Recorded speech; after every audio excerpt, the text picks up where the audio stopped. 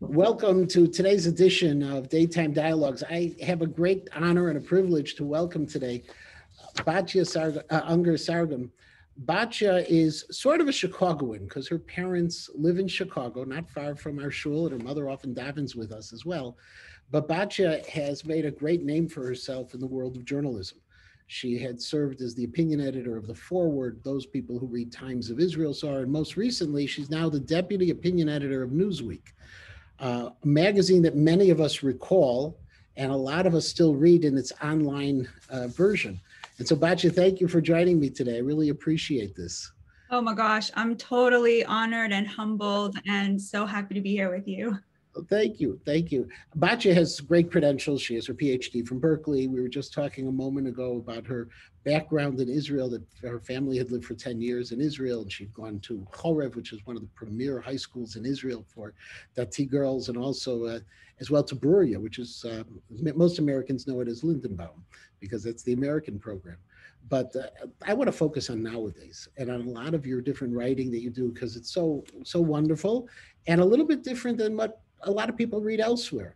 You know, when you were at the Forward and I had different roles, one of our things was always be careful when the Forward calls you, because some of the positions that the Forward takes are not necessarily classic pro-modern orthodox positions. And for a person with your background, it must have been interesting. But I don't know. So let me ask you how, we're in reading a lot of your works now. There's the pushback against the woke approach. Maybe you want to explain that a little bit. There's pushback both on the liberal and on the conservative side. You've positioned yourself very interestingly. What's going on in the world? What do you see? I think, let me speak about the Jewish community as I see it. I think that America right now has, for the first time maybe in its history, is becoming enthralled to a worldview that is very strictly delineated and classified by class. You know, we were supposed to be this classless land of opportunity. But right now, there's a huge divide between college educated Americans and those without a college education. And it's starting to map very cleanly onto liberal and conservative. So if the liberals used to see themselves as the party of the working class and the poor, and the Republicans were more identified with, the wealthy, now the liberals have become extremely identified with a certain kind of college education, university education, and the Republicans are more kind of opening up to the idea that they have an opportunity there with the working class. And this maps onto the Jewish community in a very interesting way. So American Jews are, 75% Democrats, 25% Republicans. The liberal Jewish community is extremely attached to this kind of college, university, credentialing world. The Haredi community, less so. There's opposition to college there, and modern Orthodox, of course, straddles that divide. And I think that a lot of the pressures that you're seeing in American society writ large, you're now seeing in the Jewish community as well. And one of these is wokeness, what you brought up. So what is wokeness? The way I think about it is it's a view that is now ascendant on the left. It used to be relegated to the far left, to the hallways of academia. It's a view that prioritizes race, an immutable characteristic, as the most important category of American life. Slavery is the original sin. This is the most important thing that we've ever done, is the people that we've deprived of the civil rights that we sort of claim to be our basis. And this is the most important thing about somebody, is their race, is where they come from in terms of an ethnic point of view. This worldview is now being completely mainstreamed on the left into the liberal, sort of even center-left worldview. Corporations are picking up this language. Anyone who has that college degree will recognize this from their academic, even if you don't have a PhD, just from having been a college student. And you're seeing a kind of working class sort of like what, like from the right, but also increasingly from people who just don't have that same education, a kind of like, wait a minute, I thought we were trying to get past race. What about Dr. King's vision that we should be judging people based on the content of their character, not the color of their skin? And I think for Jews, for frum Jews, that view of Tselem Elohim, like we're all created exquisitely in Hashem's image. There's no, that these racial categories, they come after that. You must, of course, first see somebody's humanity. That is the most important thing, in our value system. So these divides that we're seeing, I see it very much based on class, but I think that it is being repeated within sort of a smaller degree within the Jewish community, because of course we're Americans as well. And so we have those same pressures. One of the big challenges that I see is in the community, which I identified, for lack of better term, the modern Orthodox, where we're getting pulled on both sides. We saw that in the last election. I have an old comment that there are two words I can't use from the pulpit: Obama, Trump, because they become very divisive, those words. Totally. And even though there are things that both of them can be lauded for and both of them can be condemned for, and I'm not comparing them, they're very different. But I see in our community, it tears the community. The kind of support and the kind of actions, I think it was, I didn't see a lot of people picking up on the Israeli flag that was displayed in the insurrection, which I found one of the protesters was carrying an Israeli flag in Washington. And I didn't see a lot of people saying, oh my God, where have we come to? Are you seeing things like this? You see in our Jewish community that it's tearing us, it's hurting us, it's helping us? I don't know. So my point of view has always been that the Frum community is one of the few spaces left where you can go to a Shabbos meal and still have Americans debating Trump. Like they're still in community together with people that they disagree with politically and are still having that conversation. And I've always taken so much pride in that, like we are this bridge in America that's sort of trying very hard, that, politicians and the media are trying so hard to divide us. Like the Jewish community and the Frum community especially has been this bridge where you know that the guy next to you in shul, like, which one is like the Democrat, which one is the Republican, but you're still davening together. And I've always thought that's amazing. I am hearing now more and more that people are reluctant to discuss politics, that really, like you said, like really the attempt is not to bring up Trump's name. In my parents' household, there's still, everybody's debating Trump. It's still out there in the open. And I would urge your viewers, like, the thing is, like, the reason we're able to do that is because we have something that's more important than politics. You can debate politics on Shabbos because the Shabbos will always be more important than politics. There's always that thing that sort of brings us back together, that forces us to recognize the humanity of the people that we disagree with. So I often say, I feel that I am in a war on dehumanization. And in our texts, we have buried within them a lot of the weapons against that fight it. So I would say, like, remember that, like that is our sacred calling, and America needs us. Like, as a patriot, America needs you to stand next to the Trump supporter, or the Obama supporter, the Biden voter, whatever it is, the Bernie supporter. America needs you to keep davening with that person and keep breaking bread with them. Well, is that Jewish voice found anywhere? Are there in the media? I also find very strong divisions between the papers, the websites. Is there any place where you find that meeting still today taking place in the Jewish media? Well, when I was at the Forward, it was happening there. I'm not so sure anymore.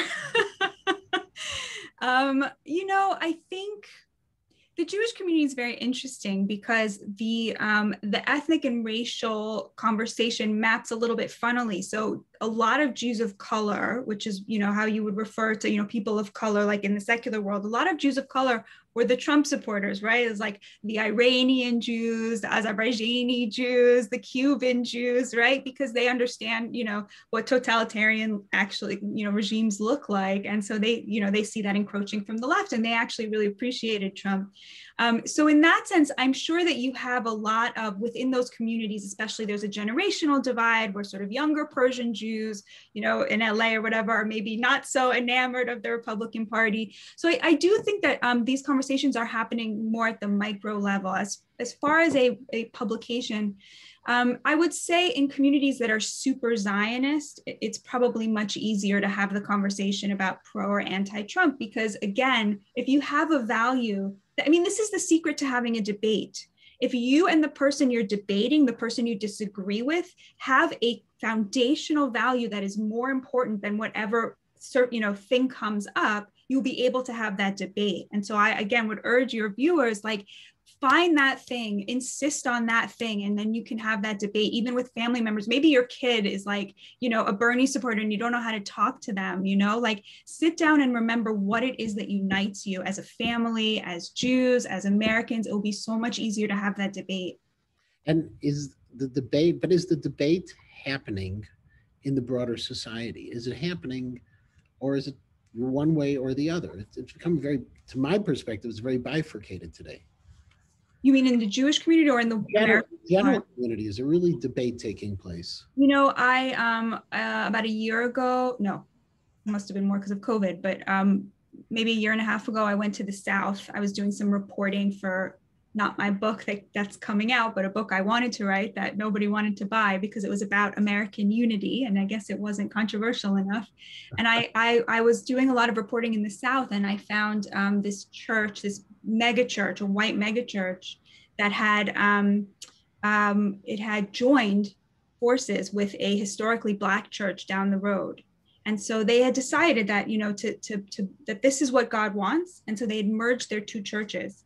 And every single one of those Black people voted for Biden, and before that voted for Clinton, and every single one of those white people voted for Trump.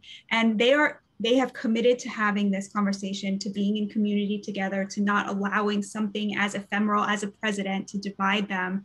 And I think that there are many places in America where this is happening. Where it's not happening is in LA and in Washington, D.C. and in New York City, and in places where liberals feel extremely, extremely threatened by having those conversations. And in the Jewish community, do we have those conversations? I know you say it happens at the Shabbos table. But politics wasn't always discussed at the Shabbos table, and there are probably many that don't still. In the organized world, in the world that you report on or you've witnessed, is it taking place? I think, like, are people trying to change each other's minds? Is that the question? Or are people trying to at least open other people's minds? One of the great troubles I find is that in America today, everyone is sure of the truth. Yeah. And once you've accepted the truth, there's no swaying you one way or the other, or there seems to be a dearth of people willing to listen to the other side or try to imagine. We just came off of Pesach, Chayav Adam Lirot et Atzmo, Kilu Yatsa Mitzrayim. I don't know how often we're able to see ourselves in others. I don't know if it happens that much. I find it even in the divide sometimes between the modern Orthodox world and the Haredi world, which I don't believe there's a divide. There are differences. But I just taught a class. And in the class, I showed them there's one picture of me wearing a black hat. Long story, but it was me together with Rav Vosner when we were working on the Eruv in West Rogers Park. And one of my students, I showed them the picture because we were talking about him. They said, Rabbi, why are you wearing a black hat? And I said, it's an element of, at that point, there's a long story to it, but it was an element of respect. And while I don't normally, that situation, I had to respect the other and I had to do that move. It didn't hurt, but I don't see that often. I see our natural responses. I know what's right. I don't want to hear anything else. I see that in the Jewish world. I see it in the general world. And I'm wondering if you're seeing the same things that I'm seeing. Yeah, there's definitely been, I think social media has a lot to do with it. You post on Facebook a picture of yourself with your child or with your dog in your vacation. And then the next thing you post is an article from the New York Times. And so there's this bleeding together of the political and the personal.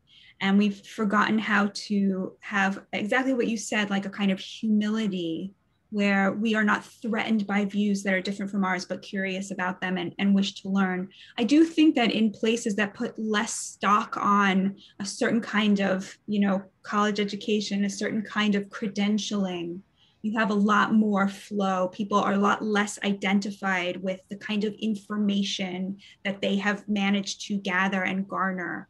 And I feel that actually, it's funny you say that you're seeing that in the Jewish community, because I tend to identify that as kind of a liberal problem right now, where a lot of liberal politics makes the mistake of it mistakes what are its values for fact, follow the science, trust the facts. But when you dig down, those facts and that science is very much influenced by values.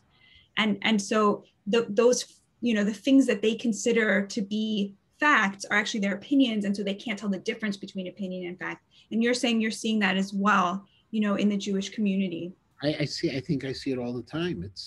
It's very interesting in Chicago has, thank God, a very special kind of Jewish community where there's a lot of interaction within the Orthodox community, between the Orthodox, or at least the modern Orthodox community, and the non-Orthodox community.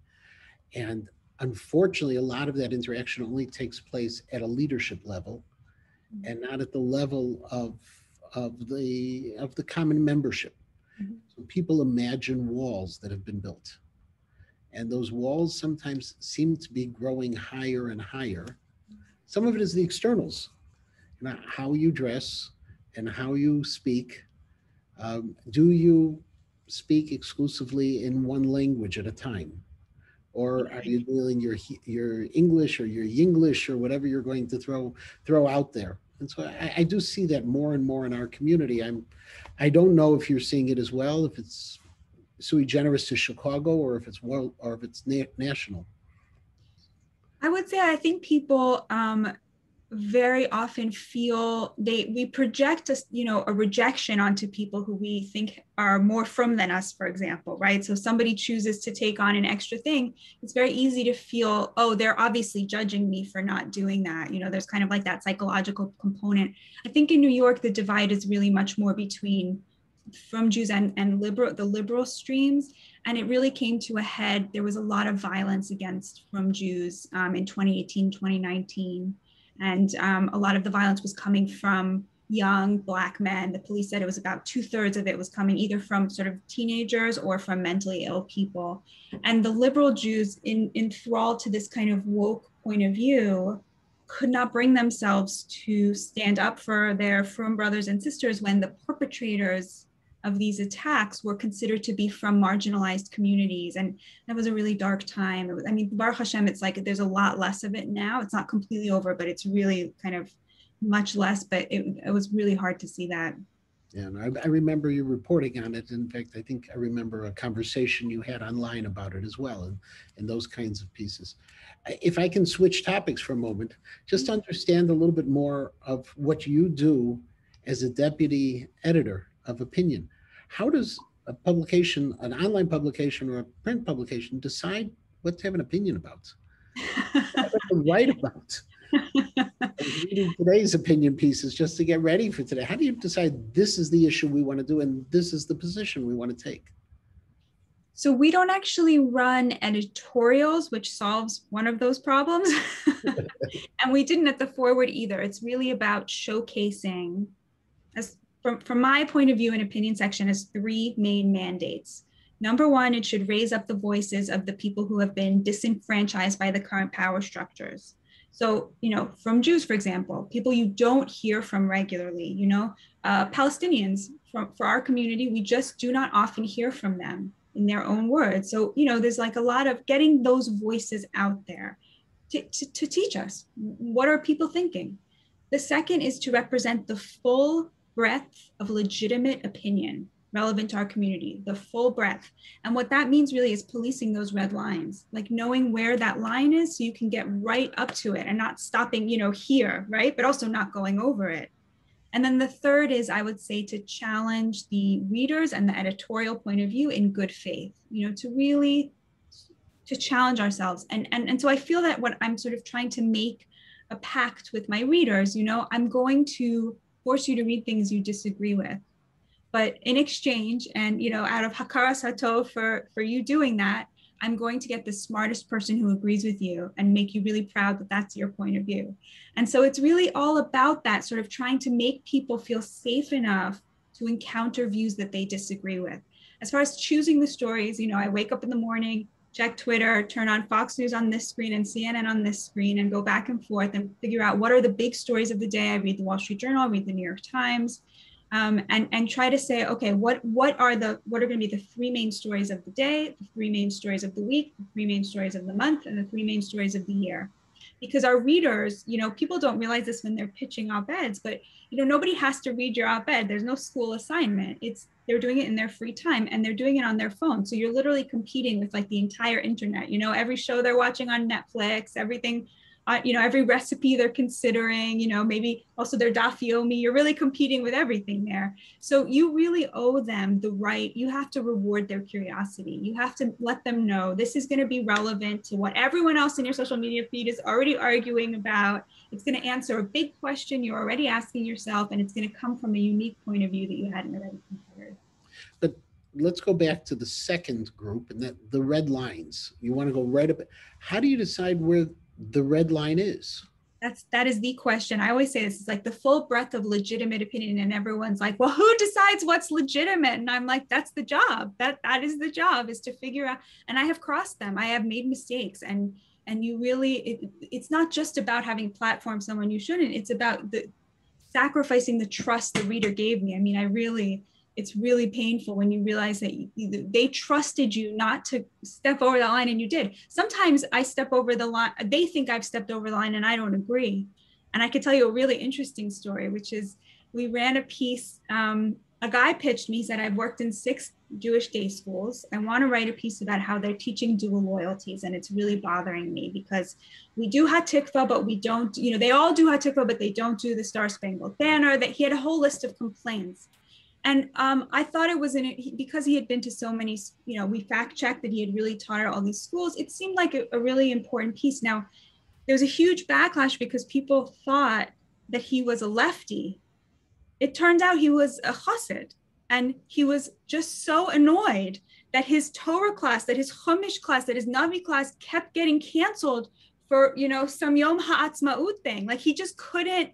And it was so funny because people were so angry at this op-ed, but I thought to myself, if they knew that he was coming from a Haredi point of view, of course they wouldn't feel the same way. And I thought to myself, I should have edited it in a way that it was clear, because it would have given them that sense that I can trust this person, that he's not attacking something I feel deeply about, but that he's saying, why don't you care more about the texts, So go back on 2 other stories of the day, Netanyahu and the elections and the Iran deal and President Biden.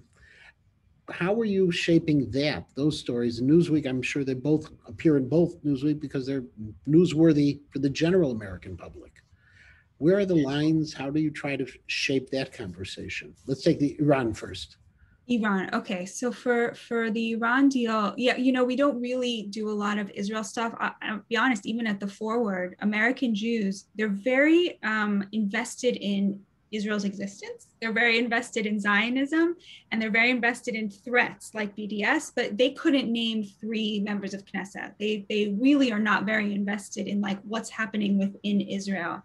And at Newsweek as well, because my direct boss, the opinion editor, he's also Jewish. He's also very invested in Israel. So we over cover it. So we often feel like, okay, we really have done like more than our audience needs on this at this point, just because it's interesting to us. But so on the Iran deal, I would say like, okay, it's very interesting as well because the Jewish community really was split on the Iran deal, because we're so deeply politicized and there's sort of that polarity in terms of the political parties. But, the American community as well is split on this. Half of Americans feel that it's extremely dangerous for America. It's extremely dangerous for Israel. It's not only Jews who are Zionists, Americans are extremely Zionist as well. It really, that's why that insidious thing that, support for Israel is really American Jews somehow, Right. is so wrong, because the reason politicians are Zionists is because Americans are Zionists. But so representing both sides of that, but also from interesting and new point of views. You don't just want to be like, oh, Biden should renegotiate the Iran deal, Biden should not. You want to be answering this big question that we are all asking ourselves: when's the Iran deal? right? How to deal with Iran. Where are the biggest threats to America, to Israel, to Jews? You want to be answering all these questions each time from an interesting and new point of view. One last question, because we're really running out of time, and I thank you for all of this time. Yes. What do you think are the big issues that need to be on the table for American Jews today? For American Jews today, I would say exactly what you're talking about before. Humility, humility, humility. Break bread with people you disagree with. It is the most important thing you can do as a Jew today, and the most important thing you can do as an American. And just keep that and keep the lines of communication open. And those lines of communication in terms of your role at Newsweek, are you still doing anything beyond? Are you still writing other pieces for other Jewish publications as well? Not for Jewish publications, but I have I wrote something. Yeah, I'm writing for a few other publications. I have a book coming out in October, so Yes. I'll be writing more and more about the Can be topic. pre-ordered on Amazon, by the way, just to tell everybody. Rabbi. Yes, and it's not directly about Jews, but there's a chapter in there about Jews. Really, also it doesn't have the table of contents yet on Amazon, but it is pre-orderable. Well, I thank you, really, Batuya. Our time is up. I found this to be fascinating, the conversation. You play a very, very important role within American opinion, and you continue to play also in Jewish opinion. So I thank you for your time. I hope next time you visit Chicago, I know your father is watching, so the next time you visit Chicago and you visit your parents, come on over to Kins. Maybe we'll figure out some way where we can find some forum for being live and in person, that new concept that we've developed. And I wish you all of the best in all of your endeavors. It's been a pleasure. Thank you so much for having me. I'm truly humbled that you wanted to share this with your community. No, it's important. Remember, humility, humility, humility. So we have to keep that going as well. Thank you. Have a wonderful day, Batuya. So much. Bye-bye.